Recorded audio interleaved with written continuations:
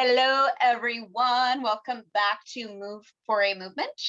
I have with me here today Sophia Rabinovitz with Artivism Dance Theater, which is New Orleans based. Very exciting. I think you're the first person I've had from that corner of the country, so that's super great. Yeah, represent.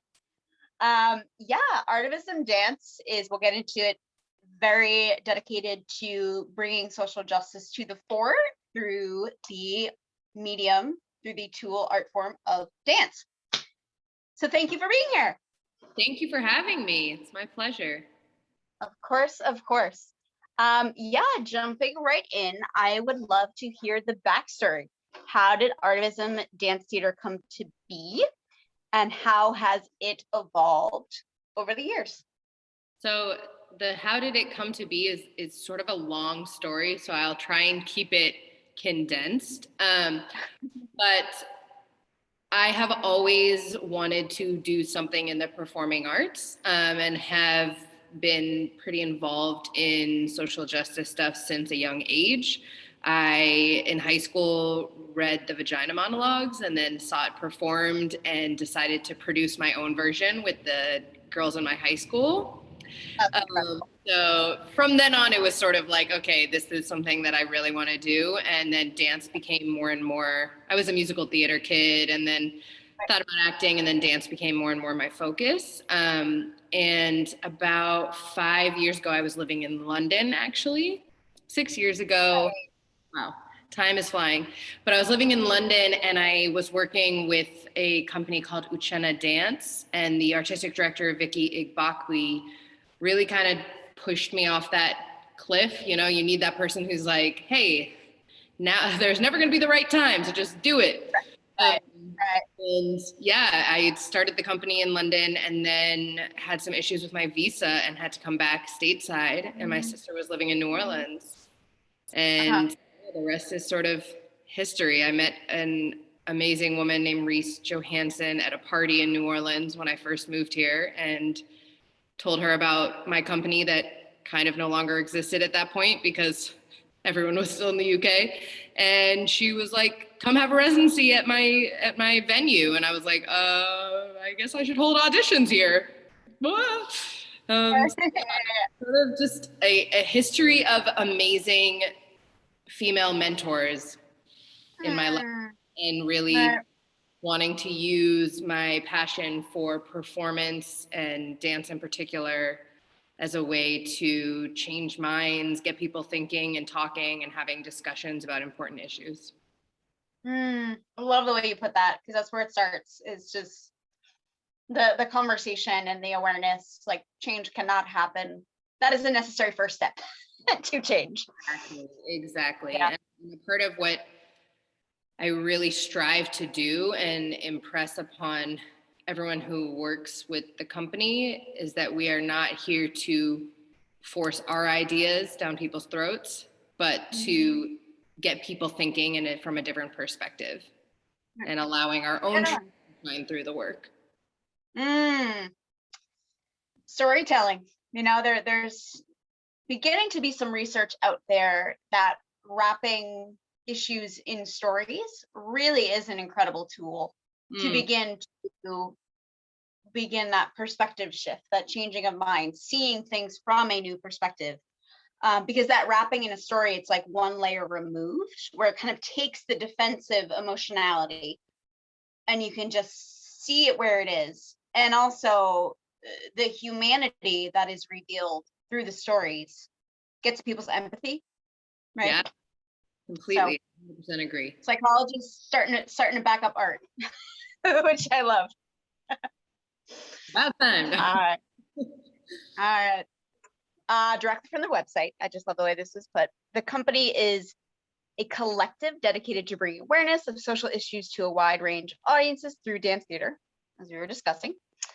How does that company approach that work day to day, week to week, over a season? What does that work look like? So, as I'm sure we will get into later, COVID has slightly shifted things, but our usual go-to is that we have 2 big performances a year. And the first one is, well, depending on when you think the year starts, the first one is called Movement for Change. And it's a showcase of different artists who come from different backgrounds, different art forms that all deal with social justice work. So it's more like an open mic. And we experience and have different artists perform and do their thing. We've had poets, spoken word, musicians, actors, dancers. We've even had some visual artists, which was pretty cool, like having it in the space. And then the second show is in the fall, and that is the collective creating a piece. And we generate ideas together, like truly is a collective. So from the beginning, the ideas, it honestly, it depends on the season. Sometimes it would be someone in the company like, hey, I've been thinking about blah, blah, blah, or it's something that I had some thoughts on and then wanted to talk about. And we really just grow from there as a collective, starting from just the concept and building from there, which is an amazing, exciting experience. And also as an artistic director, totally terrifying because there's no real timeline. You know, you're like, I don't know that we have to work on act 1 first because I don't know what act 1 is. But it truly becomes a more authentic performance when we have that connection with each other and we're creating it together instead of one person creating it and teaching to others. I love it. More of a collaborative and hierarchical model. Yeah, I mean, it's sort of with what I was saying about how we're not here to tell other people what to think. It also is a pretty boring and one-sided company if every perspective on a social issue is just my perspective, right? So it's like by working together, we can approach it from different angles and share different stories that have to do with the individuals in the company that relate to the topic, as opposed to just like, this is all of my ideas. Here you go, every season, right? And that's like a commonality, a common thread between compelling art making coming from those multiple perspectives and social justice work. It's like we need all these voices at the table because it's been all, frankly, wealthy Christian white men, straight Christian white men. And now the question is like, how do we bring those voices to the table? Because we see that importance. You know, these people most affected by these issues, well, they really have the answers, right? So all of those perspectives coming to really make the solutions we need for the problems we all face. Yeah, and frankly, like in the dance world, a lot of there is surprisingly, even though there are not that many female artistic directors, there's like even though you'd think there would be with all of the being mostly women, but even beyond that, a lot of what I have found with companies that do social justice themed work is a lot of the time, frankly, it is white women doing contemporary dance. So as a white woman who does contemporary dance, I don't think we need any more of my perspective on things, right? Yeah, I think it's way more helpful to have other voices in the room than to just have another company. Not that I'm knocking it. They do beautiful things. I'm just saying there's a lot of them out there, you know, as dance companies go. So. Yeah, and I think that's another essential part of social justice work, you know, as coming from a position of privilege, being like, this time I'm going to pass the mic. I've said enough. I've had my piece. Mm-hmm. You haven't. So here you go. Here's the mic. You know, time for your perspective. Yeah, we have, at the beginning of every season, we write collective guidelines together of like what we want from this. And one of them this year has been WAIT, which stands for Why Am I Talking? So like take a moment and be like, why am I really about to talk right now? Is it actually important? Do I want to just hear myself talk? Is what I'm saying really relevant here? You know, so it's an important one. I love that. And I love the idea of sort of community guidelines in a dance company, a group of people who are working together to make art. I think that is a beautiful model and essential, really. Yeah, totally. Yeah. So as we've discussed, that unequivocal right out there and your marketing and everything. Like, this is who we are. We are committed to social justice through dance. I am curious about what that's been like on the public facing side of things. Have people really appreciated that, overt focus? Has there been pushback? Has there been conversations about like, oh, your allyship here isn't working well? So sort of like from all sides of the spectrum, because it can be difficult, right, to find those right words, that right approach. And then there always is going to be backlash because we are where we are in society. So yeah, all that said, how has that been for the company? What's that process been like? I mean, look, someone's always going to be unhappy. You know what I mean? Like, it's just nature of humanity. We're all different, and that's the beauty of it. And you're not going to please everyone, and it is what it is.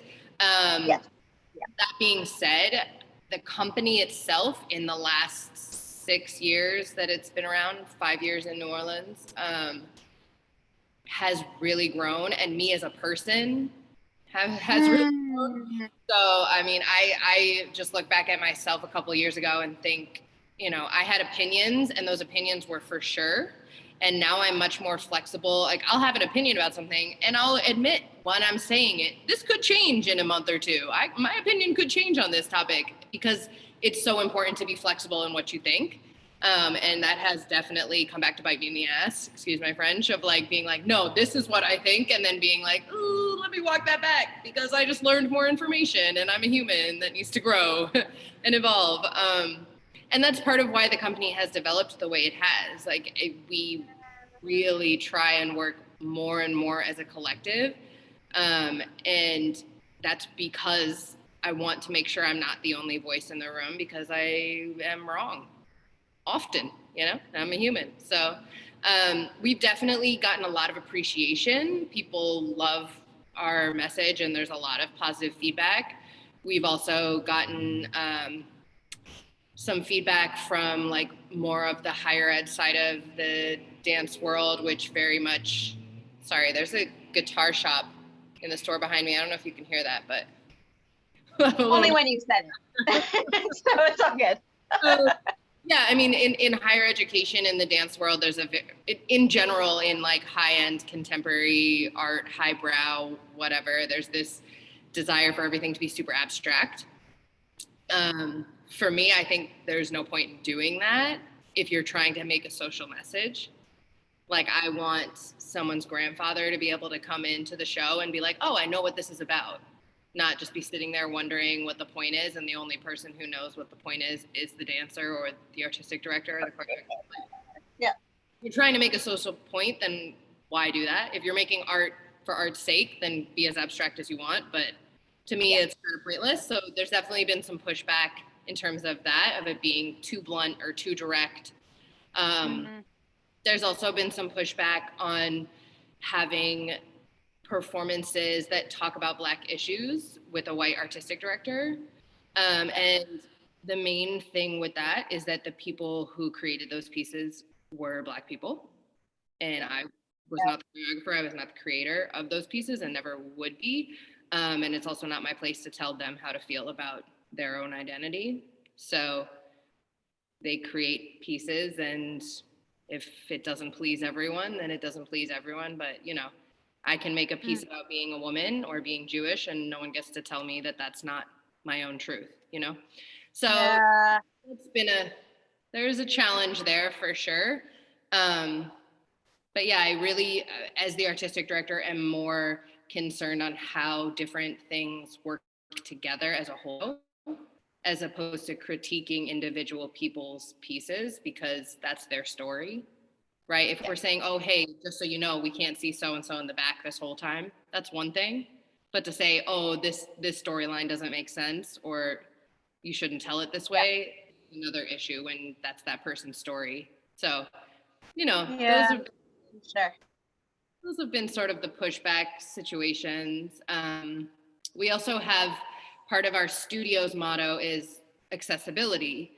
And I use that word to mean financially.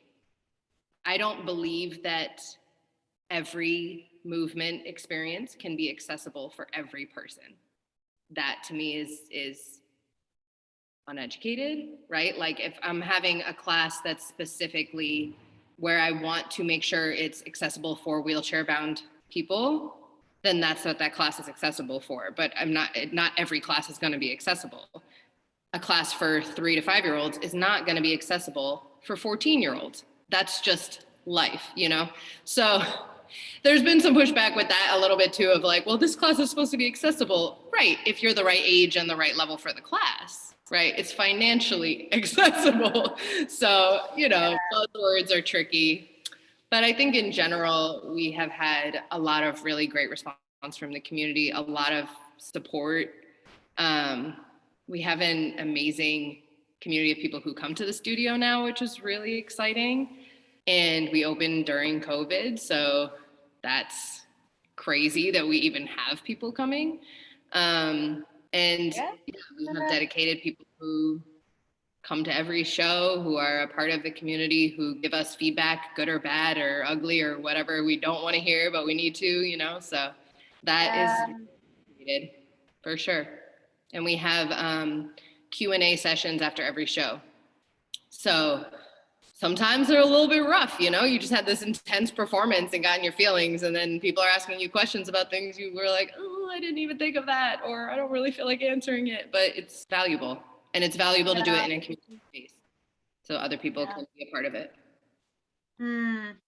Totally. Love it.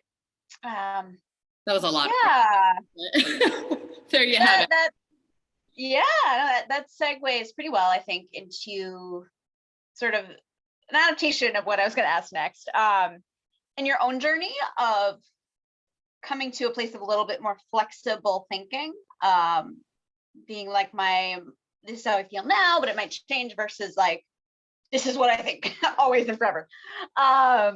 Do you think the way that the company works, that collaborative model, the community guidelines, all the things you were speaking about, do you think that's been part of that for you?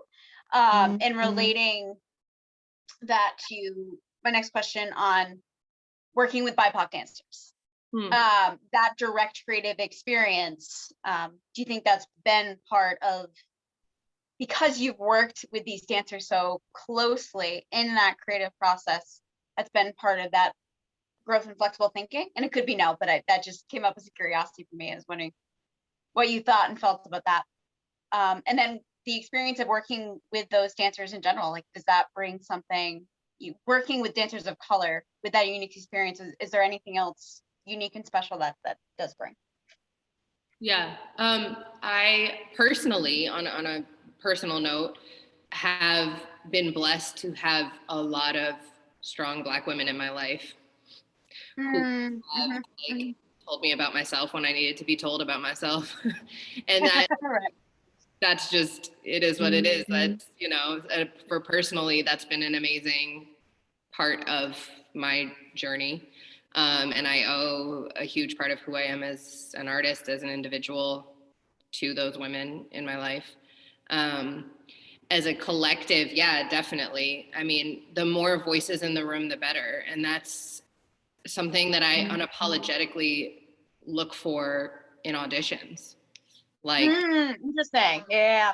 And I will say that blatantly to everyone and anyone at the beginning of the audition and the interview. I always do an interview after the audition as well, because we work as a collective, and, you know, just because you're a great performer doesn't mean that you work well with others, right? So, but yeah, I mean, I believe in affirmative action, and I believe that multiple voices in one room are as important, and I will blatantly, you know, not take another white female dancer, cisgender dancer in the space, when as a dancer, they are fully qualified. As a choreographer, they could be fully qualified, but it's more important to me to have multiple perspectives in the room than to have everyone look the same or come from the same background. So yeah, I'm unapologetic about that, as maybe controversial as that could be, but it's also, I think diversity is super important on all levels. So we have artists who identify in many different ways in the collective, and some of them are not ways that might be obvious from looking at them. Or even one thing that's been really powerful is like some of the BIPOC dancers we have in the company, like the thing that they want to talk about, the thing that they identify the most strongly with has nothing to do with skin color or race or ethnicity or anything like that. So I think that's also a powerful message that we are all complex human beings with multiple identities and can care about multiple things at once. But yeah, I mean, the more you can have different voices in the room, I think the better the work is, the more powerful it is, and the more people it will reach and touch. Also, we work as teachers, dance teachers with different organizations in the city as well, and representation matters. You know, I want to make sure that we have teachers on staff who understand the background of New Orleanians who are from New Orleans. Also teachers on staff who the students that we teach can look to and be like, oh, I look like them. I could do that when I grow up. So yeah, that's another element of it that's super important and powerful, for sure. Important work. You're doing it. Hey, trying, you know, we're learning day by day. I think that segues well into, I'm curious, what's one thing that you've done with the company that you're most proud of? Something the company has done that you're most proud of? And what is one growth area or goal that you're like looking to now to address or to work towards? Yeah, most proud of, I don't know. That's, I really hate most questions. Say more than one thing, if that's. The person who like doesn't have a favorite book or a favorite song, you know, because that feels too definitive. Sure. But we have worked, right now we're on a break because of COVID, but we had been working for 2 years before COVID started with the Juvenile Justice Intervention Center, which is the juvenile detention center in New Orleans, teaching classes inside their facility with the young people who are in juvenile detention. And I'm proud of that. I think that that's been really amazing work and hard, challenging, not in any way because of the population per se, like not because the students are any more challenging than other teenagers. It's just, but mostly because it's a transient population, because there can be someone in there for a month and then they leave, or you can have someone in your class for 6 months in a row and then they just disappear and no one tells you what happened. You don't know what happened to them or where they went, and there's no way to contact them. And that's, you know, can be really heartbreaking and hard.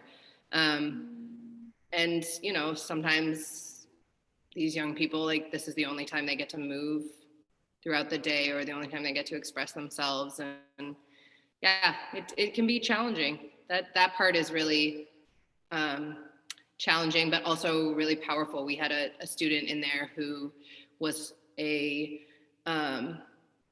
trans woman and was housed with the female population, but then they had the female population and the male population come in for the dance classes together.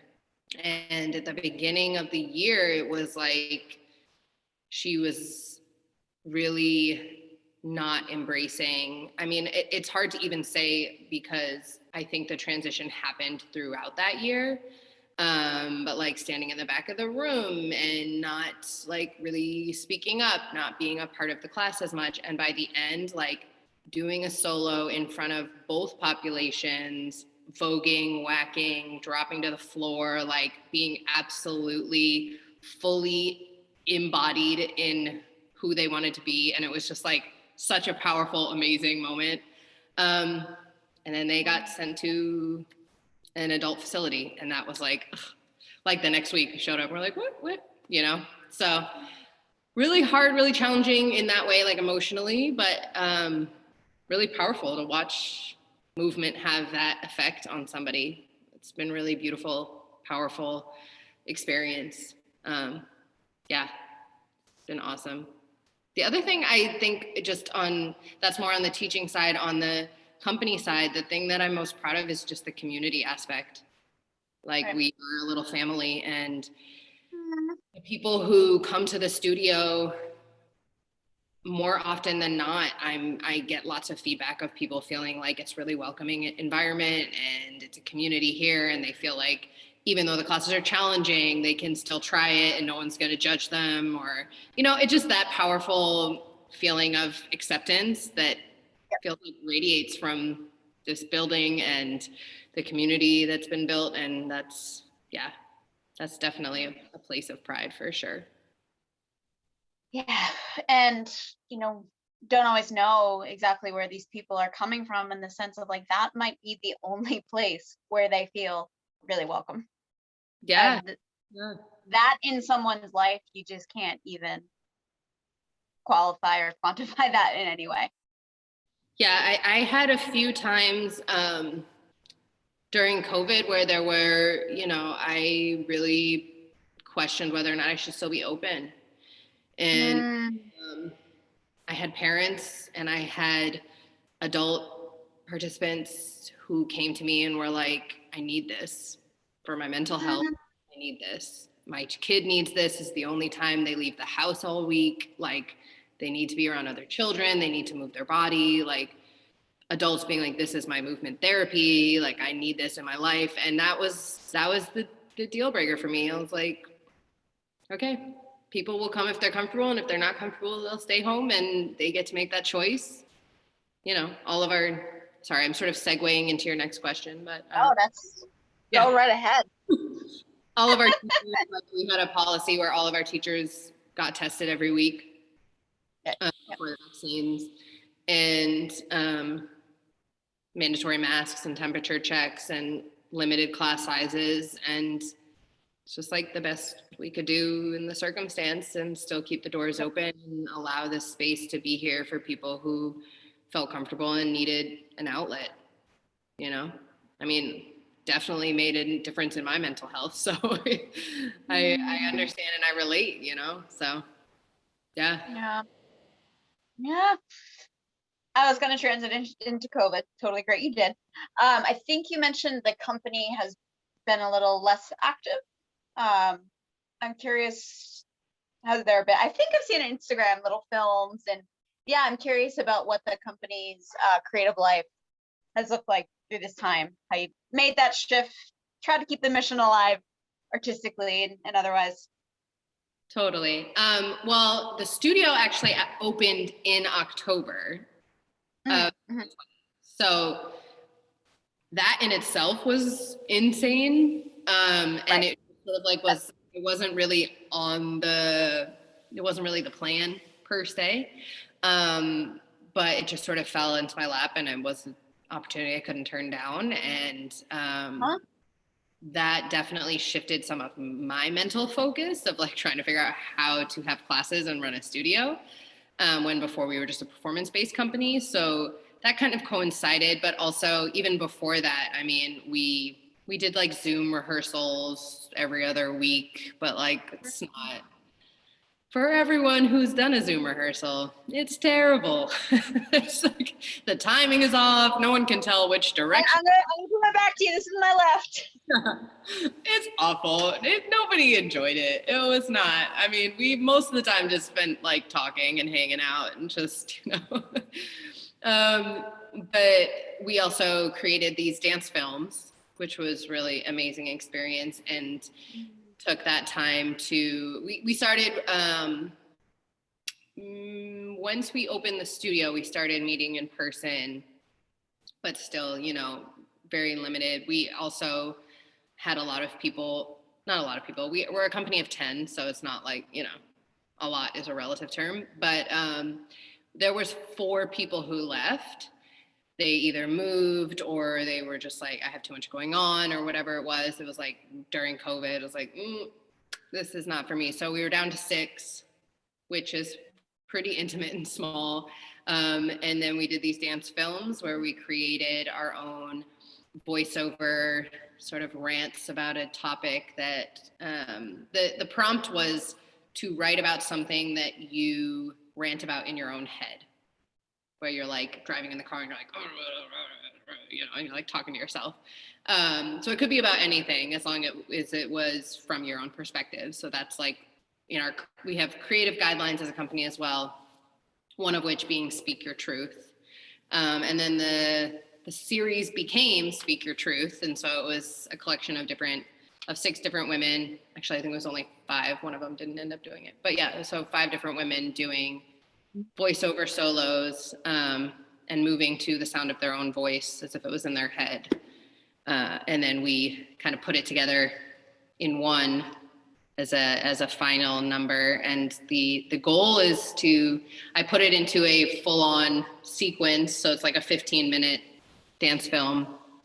The goal is, to send it places, different festivals, conferences and stuff. So yeah, that's sort of been the shift in focus.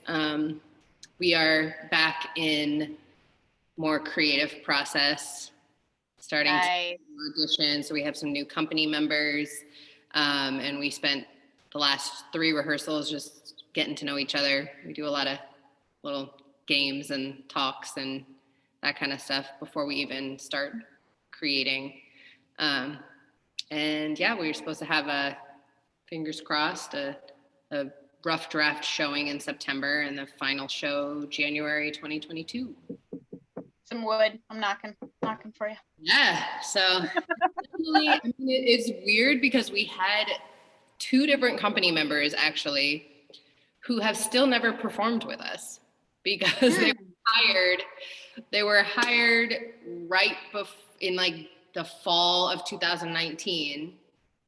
And we had a show that was a very small cast of only 5 women who were in this show in November. And then we were starting to rehearse for our next show and COVID started. So they literally have never performed with us. Yeah, but it is what it is. We figure it out. Yep. Keep it moving.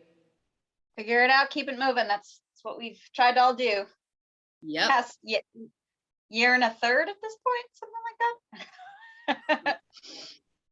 Totally. So one thing I feel like I picked up on there, this, forming the company, you had this mentor that was like, never going to be a good time.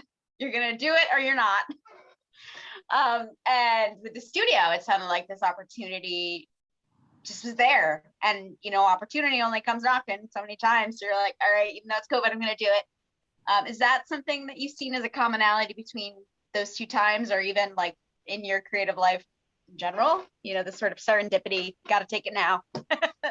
I feel like you just helped me with a therapeutic breakthrough, but I never thought of it that way, but you're totally right. I'm like, wow, actually, yeah, when you say it that way, it makes sense. Yeah, a lot of things in my life happened that way, where it was like a mentor of mine who pushed me in some way. I mean, the woman who had this studio before me is a friend, colleague, mentor, and just reached out and was like, she had this studio for 8 years and was like, I'm done. And I don't have a retail space or a restaurant, and it has dance floors. Do you want it? And I'm like, okay, so it's definitely, that's how I ended up in the UK too, actually. It was a mentor of mine who was like, just do it. It'll be great. Like, all right. Yeah. I think the big leap is the thing that truly makes entrepreneurs. The difference between being a hustler, which there's nothing wrong with hustling, is the difference between being a hustler, a hard worker, and being an entrepreneur. And an entrepreneur is the person who like jumps off the cliff and free falls and was like, let's see what happens. That's sort of the spirit, which is definitely. It takes that courage. Yeah, to stand in the uncertainty and say, I'm going to move forward anyways. Yeah. One thing that all of these experiences have taught me is that nothing really awesome happens in life that isn't scary. There's a little bit of fear in everything that's exciting. There's a little bit of fear in all of the like big monumental moments in your life. So yeah, a little fear is healthy, a little Gotta get that courage going for sure. Love it. I love it. All righty, to start to wind down, another good segue, started to speak about the company sort of back and creative process, plans going forward.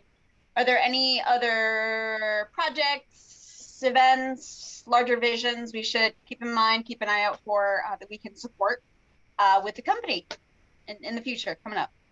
It's also uncertain right now, so that's tough, but yeah, I mean, there's this show that we're definitely doing January 2022, as long as everything is smooth sailing.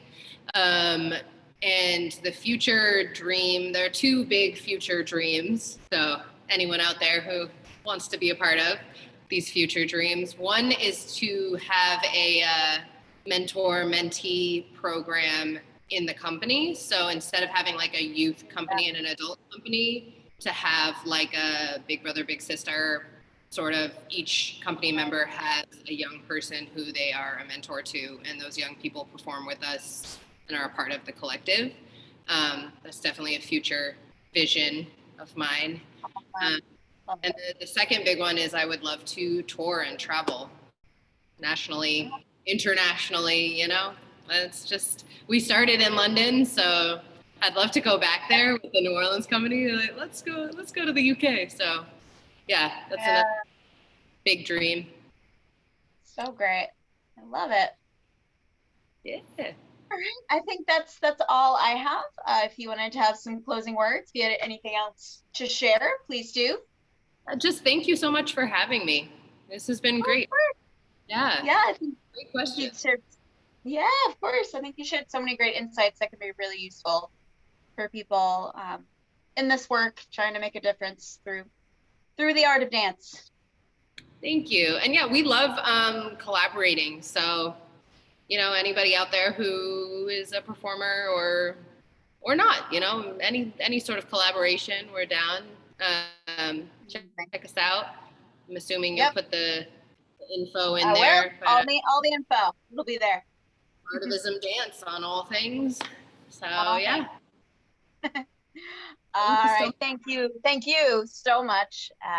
Thank you everyone for joining, for watching today. If this conversation resonated with you, please share it with someone who you think it would also resonate with. Comment, like, subscribe, all that good stuff. And we will see you next time. All right. Bye all. Bye.